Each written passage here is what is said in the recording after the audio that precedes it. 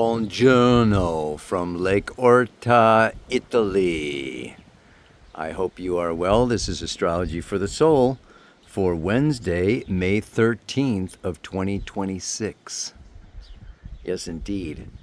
So much going on these days now, isn't it? And it's getting busier and busier by the minute. The Sun conjunct Mercury. It's exact on Thursday, but they've been traveling together and they'll be traveling together for the whole rest of the week. So lots of stimuli. I'll talk about that more and more and more. And they're even, there's going to be Mercury going into Gemini on Sunday. So we have big changes going on this week. Mars is changing signs from Aries going into Taurus. Venus is changing signs from Gemini going into Cancer. Mercury is changing signs from going from Taurus into Gemini. We have the three inner planets changing signs. Let's talk about that a little bit. We just had Uranus change signs, and it's just like change. Reminds me of David Bowie's changes. But I'll tell you, before Mars gets out of Aries, he does come into a conjunction with Chiron. Yeah, and that is on Saturday. So we've got this new moon. The moon is in Aries right now, and she is going to be going along, cruising along, and conjuncting Neptune and Saturn today, maybe by the time you hear this. And then on Thursday, it goes into Taurus, squares Jupiter, okay, just before doing so, and then conjoins with Mars and Chiron before coming into a new moon on Saturday. Saturday's a big day. As you can see with the chart that I posted at the beginning of the report, we have the exact moment that we have the new moon, moon exactly conjunct the sun, Mars is exactly conjunct Chiron. I'm going to read the Sabian symbol for both of those degrees. It's phenomenal. And of course, that's where the mantra came out of also. Yeah? So let's just talk about this astrology. I mean, after the new moon in Taurus at 25 degrees, 58 minutes, she goes into Gemini, right? And cruises through Gemini until Monday, and she'll go into Cancer to join Venus. Beautiful, beautiful, beautiful. Let's just talk about what all that astrobabble means. I'll find a place and look at the camera. All right, everybody. Ready or not, it's another Pele report. And the wind comes up and it's blowing, and then the wind dies down and it's nice, quiet and still. And then the wind comes up and and this is the way that life is going right now, isn't it? And it's going to be continuing on that way with Uranus and Gemini for 7 years.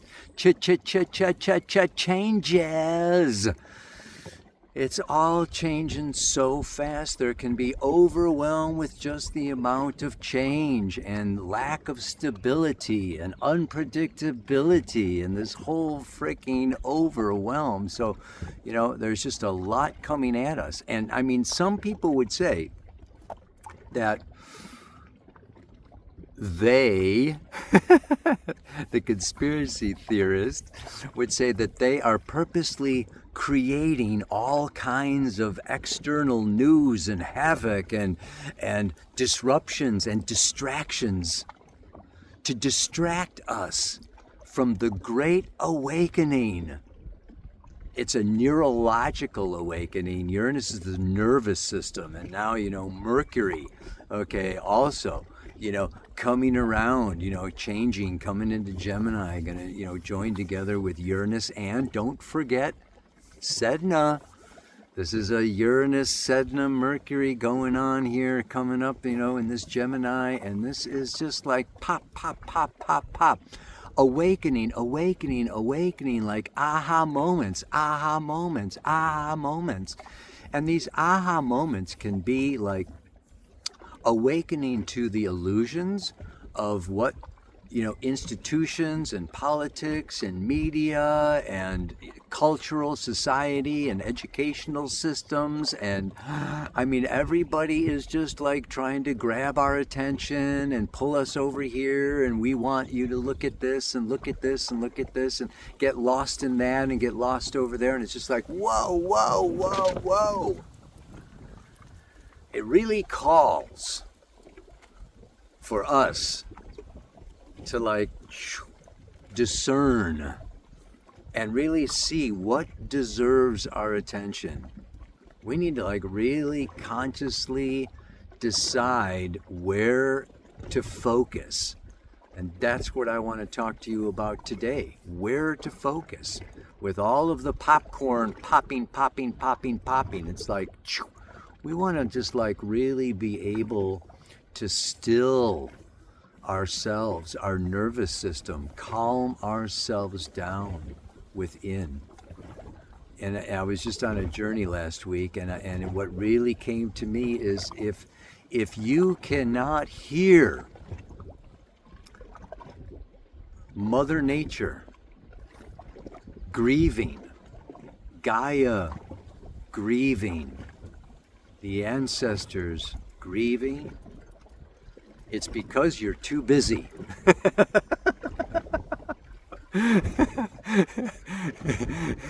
If you're too busy, if you're too distracted, if you're too preoccupied, if you're too out there, if you're thinking too much, you're going to miss what's going on inside. So what's happening now? Transiting Mars, coming out of Aries. Okay, been in Aries for 6 weeks, 2 months. It's been just like really, the evolutionary intention of Mars in Aries is to assert my desires, to be sovereign and stand for myself and my truth and my independence and my freedom and charge and make a statement. And now this is shifting into Taurus for a couple of months. And this next couple of months, the evolutionary intention of Mars in Taurus is to ground, actively ground myself in my body, in my 5 physical senses. And we're going to get to the mantra, we're going to get to music. Yes, this hearing. And not only this external hearing of, sound coming to us from outside, but the sound coming up from within. Our own frequency, our own song. The native indigenous people, like, I have my own song. Do you have your own song? Have you sung your own song? It's a great way to go. Okay, go out into the desert or go onto the mountain and, go on, a walk alone by yourself and find your song. Create your song.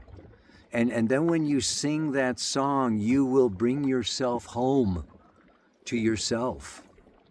This is what, this Mars in Taurus is going to be so beautiful and so grounding. After this, outward, external action Mars in Taurus just wants to be. And then we've had Venus moving through Gemini. And she's changing signs into Cancer. And this is a beautiful feminine planet moving into this beautiful watery feminine sign of Cancer. Okay, and this Cancer, the waters goes down into the depths of feeling, into the bottoms of the oceans. Yes, to meet with Sedna. The goddess of karma. I see her so much as the goddess of karma. Yeah, and harvesting the results of our ancestors and thousands of years of the abuse and rape and pillage of the great mother and the great feminine and the planet. and the oceans and the lakes and the springs and the waters and the earth and the mines and the volcanoes and the forests and the Amazon, and just think of everything. And now we're actually bombing. Just feel what the mother feels like being bombed. It's like we are attacking our mother after all she gives us and provides for us.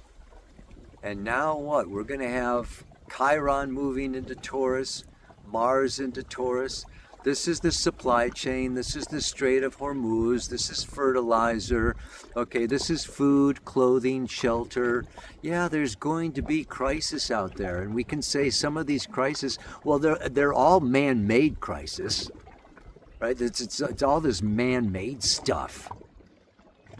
And we want to really boil things down into so many planets are in what? Aries, Taurus, Gemini. Right, and now moving into this Cancer with Venus and Jupiter, and it's these first 4 signs which are very primal. Let's get into our primal self, our primal body, our primal being, and in a way, just create space for yourself, and push back, right? Just like when you do your yoga and you're up and you sweep your auric field, right? With your hand, your fingers outspread, and you create a little space for yourself, and keep this space, keep it clean, pure, open, calm, relaxed, peaceful, where you can listen inwardly, and the great mother can speak to you through what? Through music. I have to read to you because I have to read you 2 Sabian symbols because they're both happening at the same moment. Look at that chart at the beginning. Unbelievable to have to the minute. Sun, moon, new moon to the minute at the same time as Mars comes around to Chiron. Now, Mars was conjunct Chiron 2 years ago. Go back to 2024, this time in 2024. Mars was also conjunct Chiron in Aries. This will be the last time that Mars conjoins with Aries. Mars is like the scalpel, right? Chiron is the surgeon, the healer, in the sign of the masculine energy. Boy, do we ever need, psychic surgery on the masculine these days, because it is so distorted. It is, the expression of the masculine has been so perverted and so distorted and so corrupted over these last thousands of years, and now it's coming back. It's coming back, and Sedna says, you know what? You guys have gone way off track. You've been chasing after, the wrong thing, and leaving a trail of garbage behind you. So it's the time of the great reckoning. But, and part of that reckoning for us is just coming in to awakening and this inner listening and not getting pulled out of center, off course. So let's look at the new moon first of all. It's so beautiful. Oh my God. A Spanish gallant serenades his beloved. It's the ritualization of individual desires. At this level, we see the play of collective values as they affect the individual person, and indeed confirm his or her individuality by giving it a solid base in a tradition. The individual is still attached to these group values. He or she belongs. Nevertheless, this state is necessary for a safe and secure sense of differentiation within the enfolding whole. Music and the culturally acceptable rituals of love are cultural products, yet each person can use them for the spontaneous fulfillment of his or her very own personal desires. It's like this courtship, right? Think of Romeo and Juliet, and think of the gypsy serenading his goddess up on the balcony from the garden, and them stealing away, or there's this whole, and we have the marriage ceremony. There's just like so many rituals, and we see this in nature. We were watching the ducks, right? And you see pheasants, opening up their beautiful, feathers and glory, and just like, this springtime courtship is so beautiful. This beautiful dancing, and displaying as much of our beauty. This is so Taurus, right? This beautiful sun, Taurus, Mars going into Taurus, this sensuous, beautiful, artistic, musical dancing. And then what do we have? This is now Mars conjunct with Chiron, and it is at the 29th degree of Aries, right? That last one.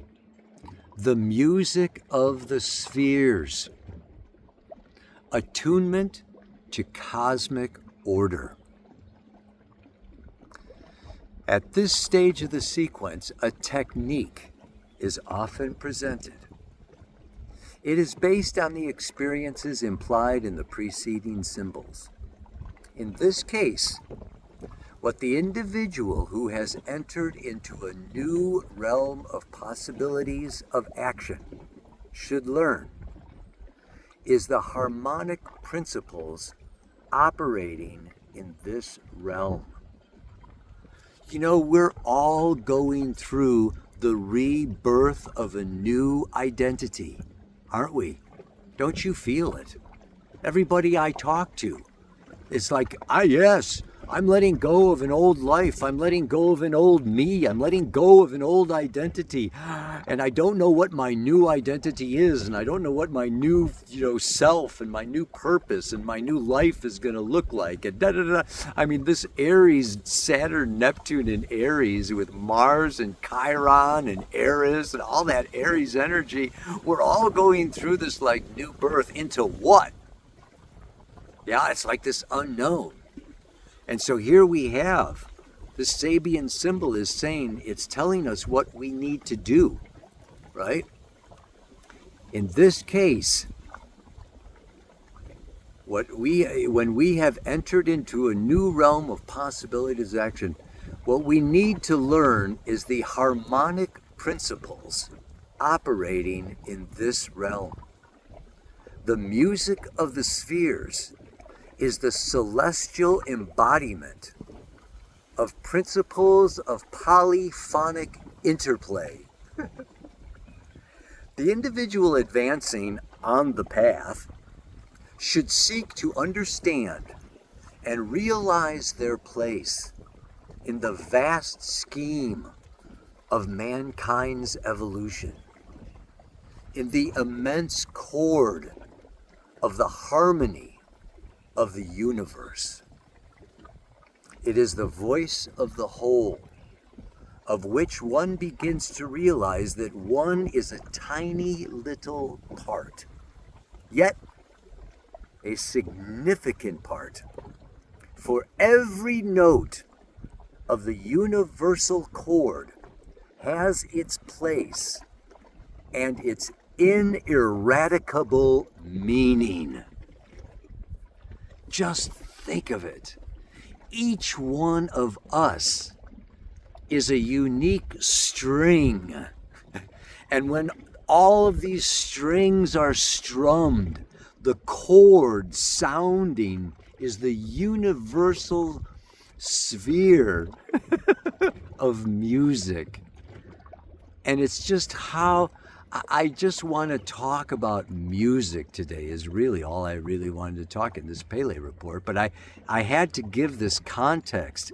Both of these Sabian symbols have to do with music. The one is the lover serenading the beloved.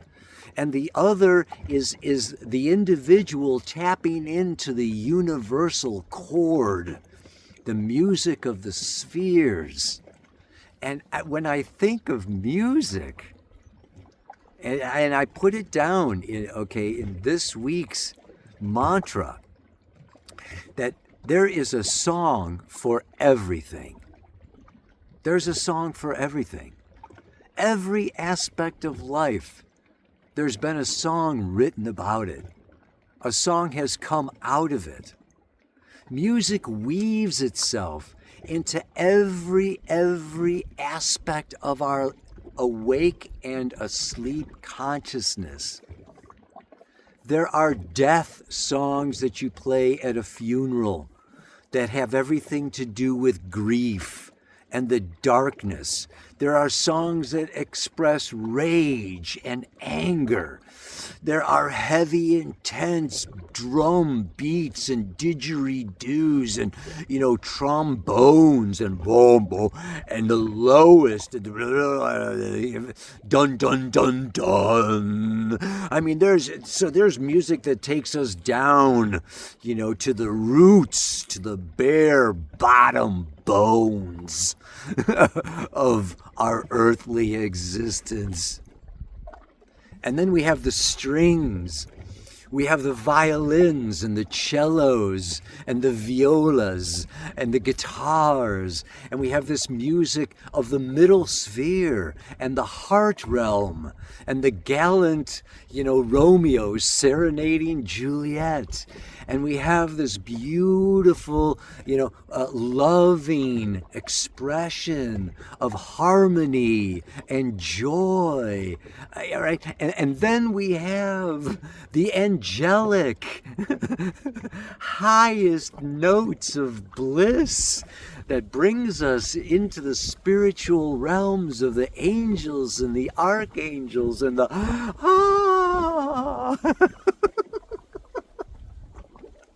Wow. Do you have a favorite song? That should be your song for this week. If it's not your song, which is one of the songs that I came up with, Elton John's Your Song. I hope you don't mind. I hope you don't mind if I put down in words. Yeah. Music. Music. Where would we be without music? And think of all the things that make music. We have wind instruments. We have percussion instruments. We have string instruments. I mean, it's just like there is sound. And what is sound? Sound is vibration. Everything is vibrating. Everything is frequency. Maybe in Genesis it says, in the beginning was the Word. Maybe in the beginning was vibration. I think vibration came before the Word, because your voice box, your vocal cords have to vibrate in order to make a word. Right? So in the beginning was vibration. And these vibrations, these frequencies, can be higher or lower. And this brings me right back around to that our body is an instrument. And we are instruments, giving voice, giving sound, giving expression to the music that we feel individually within us. And what is polyphonic, right? Polyphonic. Polyphonic has to do with harmony, where there's more than one melody. There's monophonic. Monophonic is when there's just one melody, like a cappella, right? And there's not even any music. It's just you're singing a melody, or you're playing a single note, right? A lead on the guitar. Okay, that's monophonic. But polyphonic is when you've got these harmonies. And and then you can have multiple harmonies. Think of the quartet, right? You got the four, the bass and the soprano and the alto and the, come on, man, tenor, right? You've got the four. Yeah. I mean, I sang in a choir. Have you sung in a choir? I mean, it's just like, it's so amazing. And if you know people who are singers, right? Singers are, I swear, they are like the least incarnated human beings on planet Earth. Because music lives, so much in the astral realm, right? And musicians, and particularly singers, are there. It's like they're hardly in their feet. They're hardly in their bodies because they're singing and their voice is giving expression to these beautiful polyphonic sounds and harmonies. Ow! And then there's what? There's disharmony, the augmented sevenths, right? Your diminished chords, okay? Just the minor, sevenths and the ninths, and you get into all these progressions, that the experienced symphonic, master of music, understands to the oomph degree. It's just like really, it's so beautiful and it's so complex. And don't you love it how, that diminished seventh at the end, of a symphony, then it comes into a major, like bum, and it resolves itself. And it moves from this complex, disharmonic war and battle and corruption and distortion and then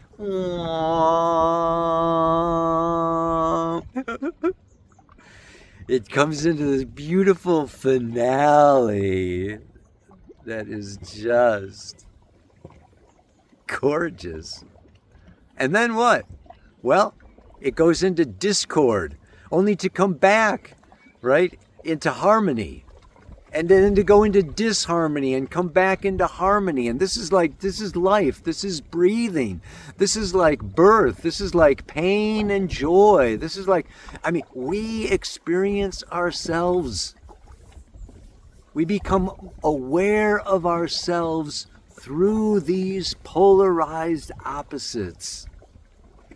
So we don't want to get lost in too much of one side or too much of the other, but really just recognize and stay in the middle and be the melody dancing through the music.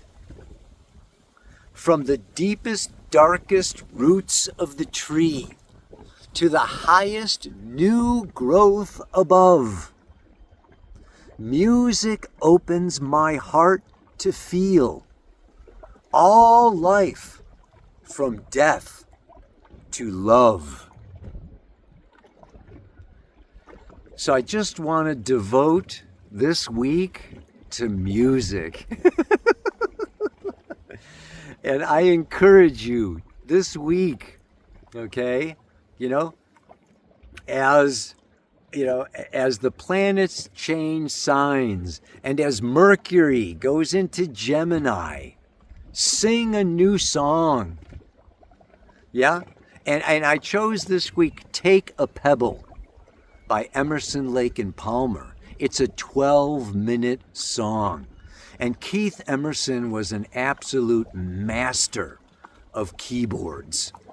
And it goes from just take a pebble and cast it to the sea. It starts out very smooth, very soft, very gentle.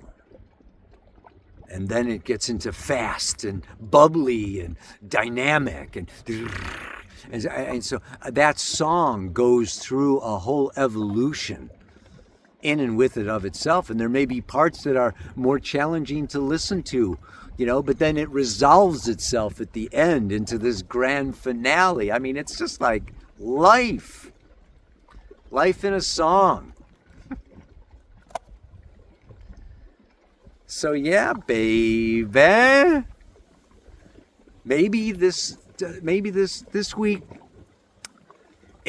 maybe you listen to music and there's some people who, I don't play, or I can't sing, or I mean, even if you can't play or you can't sing or this, that, or the other, just start beating. It doesn't even have to be a drum, okay? Beat a pot. Make a rhythm. Whistle or hum, but just like have this experience of feeling in your body a vibration.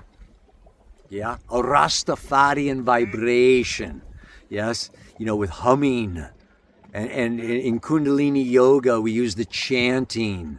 Okay, and this Take a Pebble and this this week's song and these other songs, I encourage you, use headphones that block out all other sound. Don't play this week's song on your phone. Don't play this week's song on your computer. No. Get a set of headphones. If you can't get a set of ear pods, okay, but get the stereophonic, the polyphonic sound of music that just lifts your soul. And experience this inwardly. And through that feeling, get this sense, okay, that I want to put my ear to the earth. Yeah? I want to listen to the mother. I want to listen to the sounds of the earth. I want to listen to the sounds of the water, the ducks, the waves, the wind. Spirit is always speaking to us through nature. And the sounds of nature bring us the richness, the lusciousness of life. So let's all just tap into the music of the spheres. It's beyond intellectual verbalization. It's music. I know it's a little out there. It's hard to put some of this stuff into words, man. I'm trying. Probably sound like some kind of a bonehead. One more time. From the deepest, darkest roots of the tree to the highest new leaves, like the leaves. I was going to say leaves, but then I think of needles because there's fir trees and pine trees. So it's not always leaves. So I had to just say new growth, right? To the highest new growth above. Music opens my heart to feel all of life, from death to love.